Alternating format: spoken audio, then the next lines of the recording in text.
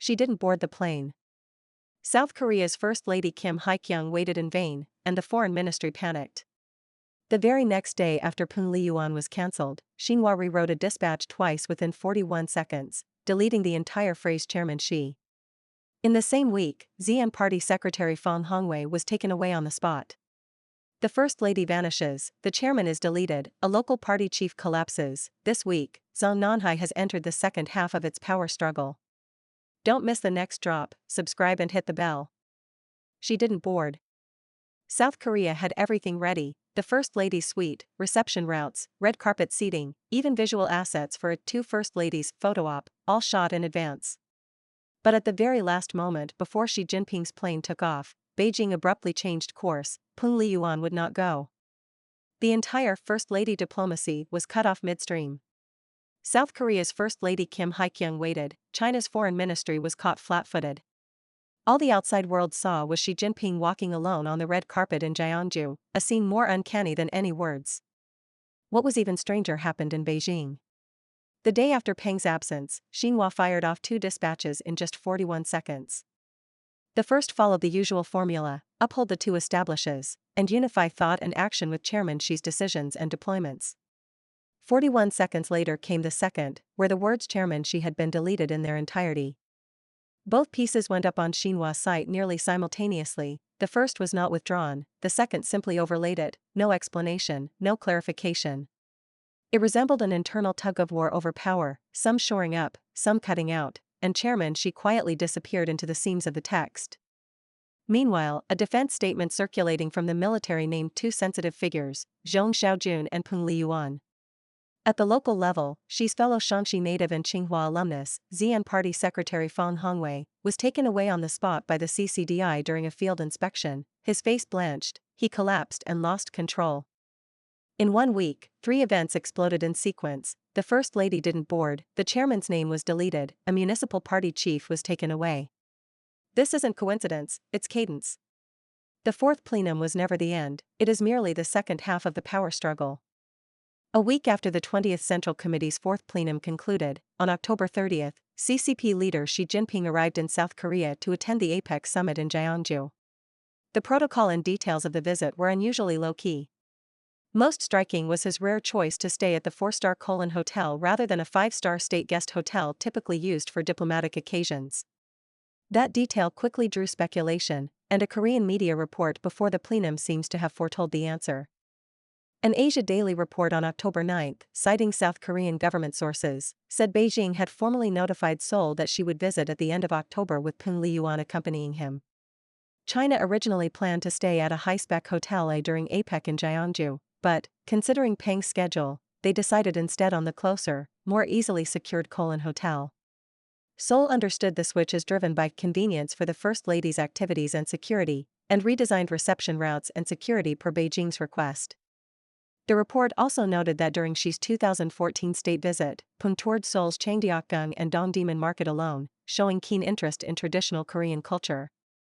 This year, Seoul had arranged multiple First Lady diplomatic activities for her, including a private meeting with South Korea's First Lady Kim Hae-kyung, visits to Bulguksa and the Wuyang Museum of Art, and attendance at the leader's welcome dinner, centerpieces of First Lady protocol. Publicity teams had even prepared visual materials for the two First Ladies meeting. Because she would only be in Jeonju this time, it was hard to schedule welcome ceremonies, honor guard reviews, or state banquets at symbolically significant venues like the presidential office. Thus Seoul opted for a quasi-state visit treatment.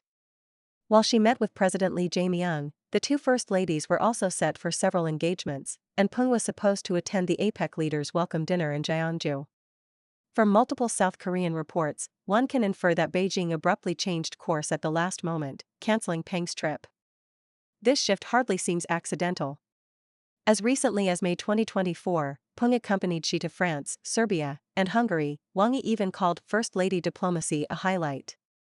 Yet just 2 months later, the third plenum changed the weather, with rumors swirling that Xi's power was constrained and his military support weakening. Since then, during Xi's Southeast Asia trip in March 2025 and his May visit to Russia, Peng did not accompany him. Such a prolonged absence can't be explained by scheduling alone. In Beijing, a First Lady's travel is not mere protocol, it is a symbol of political stability and authority. When that symbol is deliberately removed, it signals caution and contraction at the core. Seen this way, the deleted visit at Gyeongju is the externalization of internal power adjustment. Before and after the fourth plenum, the center and the military were in continual flux. Xi and his wife receded from public view, both as deliberate cooling and as self-protection while the winds remained unsettled. The more sensitive backdrop concerns purges within the military.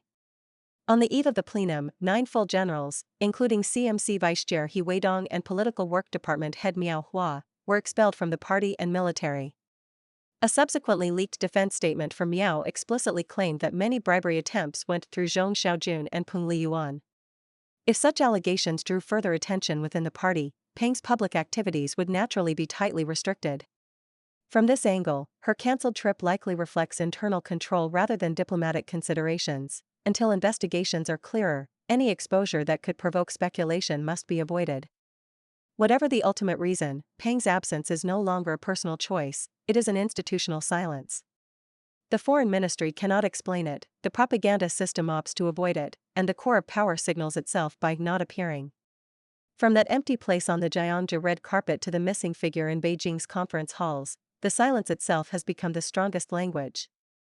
Party media reversals, Xi Jinping erased after 41 seconds. As debate over Peng's absence continued, an unusual shift appeared in Beijing's propaganda system. On the evening of November 3, just 10 days after the fourth plenum ended, Xinhua issued 2 dispatches on a military briefing session within a span of 41 seconds, laying bare the frayed core of Xi's authority. Within 41 seconds, Xinhua put out 2 items that exposed the cracks after the plenum. The first stuck to stock phrasing, the second suddenly yanked out all references to the 2 establishes, establishing Xi as the core and Xi Jinping thought as the guiding ideology, and to Chairman Xi. The PLA Daily's subsequent final text follow-through seemed to declare, the cult of personality is ebbing in the military, the narrative of power is being rewritten. The session in Beijing was the first military briefing on studying the spirit of the fourth plenum, with 2 key figures, CMC Vice Chair Zhang Youxia and newly appointed CMC Vice Chair Zhang Xingmin, speaking together. At 18 hours 32 minutes and 40 seconds, Xinhua's first dispatch spotlighted Zhang Youxia and used familiar formula, calling on officers and soldiers to firmly and consciously uphold the 2 establishes. By CCP convention, the second half of that sentence typically reads, unify thought and action with Chairman Xi's decisions and deployments. This time, the most critical latter clause was missing. Such an omission is rare in the system's language and is hard to chalk up to editorial oversight. Stranger still, just 41 seconds later, Xinhua issued a second dispatch, same event, same reporter, same lead figure, but all references to Xi's personal authority had been scrubbed. 2 establishes and Chairman Xi vanished, replaced by priorities like strengthening party committee leadership, maintaining integrated efficiency, and deepening reform and innovation.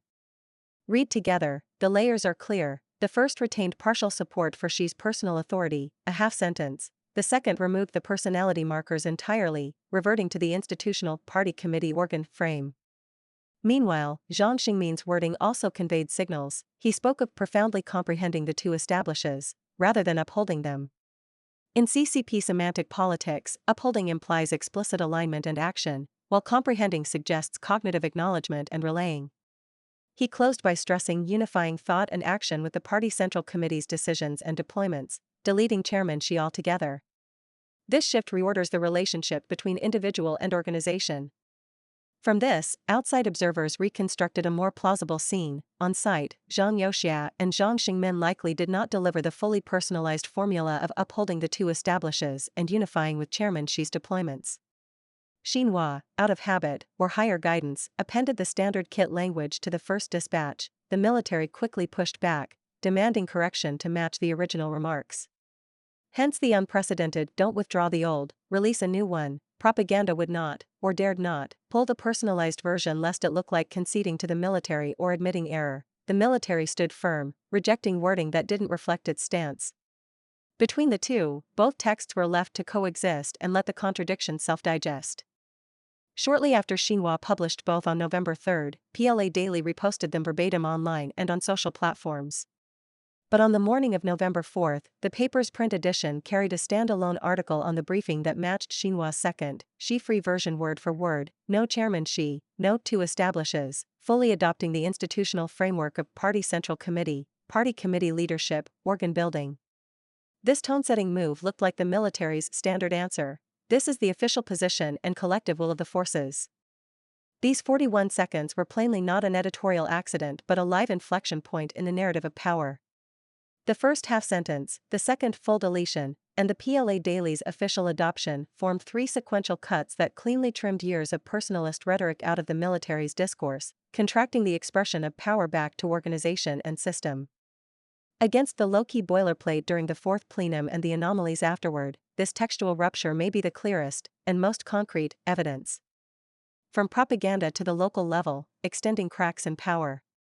Even as Beijing's discourse space vibrated from the 41-second reversal, new anomalies emerged locally. Screenshots on X showed that on November 5, during an inspection in Chang'an District, Xi'an Party Secretary Fang Hongwei was suddenly taken away by the CCDI. He turned ashen, his legs gave out, and he reportedly wet his pants, shocking those around him. The next day, Shaanxi Party Secretary Zhao Ida chaired a special meeting without Fang. Local media quietly scrubbed his name and title from reports. A report posted October 4 on the Shaanxi Provincial Department of Science and Technology website about Fang's visit to a national key lab for metal forming and heavy equipment was also taken down. As of now, Fang's situation has not been officially confirmed. According to the fourth plenum communiqué, 11 alternate Central Committee members were elevated to full membership. Besides Rocket Force Deputy Political Commissar Ding Xingnon, who had been skipped at the third plenum last year, 7 others were also skipped, including Vice Minister of Education Wang Jiayi, Xi'an Party Secretary Fang Hongwei, and Yunnan CPPCC Party Group Deputy Secretary Shi Yugang. The rest came from the military. The BBC cited the Atlantic Council's China scholar Song Wendy as saying, "There is a non-trivial probability they are under investigation." Public records show the 59-year-old Fang Hongwei is from Xi's home county of Fuping, Shaanxi, and is also a Tsinghua graduate in automotive engineering. He served as chairman of Shaanxi Auto Group, became party secretary of Hanzhong in July 2020, joined the Shaanxi Provincial Standing Committee and served as provincial secretary-general in May 2021, and in November 2021 became party secretary of Xi'an, previously the top aide and subordinate of current Vice Premier Liu Guozhong, who once ran Shaanxi. Some had speculated that Xi himself backed Fang because both hail from Fuping and graduated from Tsinghua. Yet when this year's list of elevated Central Committee members was released, Fang was conspicuously skipped, a rarity that stirred chatter at the time. His sudden investigation now seems to confirm earlier suspicions. Being skipped was the warning. Fang's case looks like a local discipline action, but it closely echoes the political atmosphere after the fourth plenum. From loosened language in party media to collective silence in the military, to a local heavyweight being led away, the power structure shows a pattern of the top afraid to set the line, the lower ranks afraid to protect themselves. Diplomatically, Peng's last-minute no-show erased the symbolic First Lady diplomacy from the frame. In propaganda, Xinhua's 41-second reversal erased the core from the text. Locally, Xi'an Chief Fang Hongwei's on-site removal signals that the cleanup has extended from the center to the grassroots. Historically, every reordering of power begins with a mutation in language. Deleted photos, rewritten dispatches, names led away, these are the nodes where power changes form.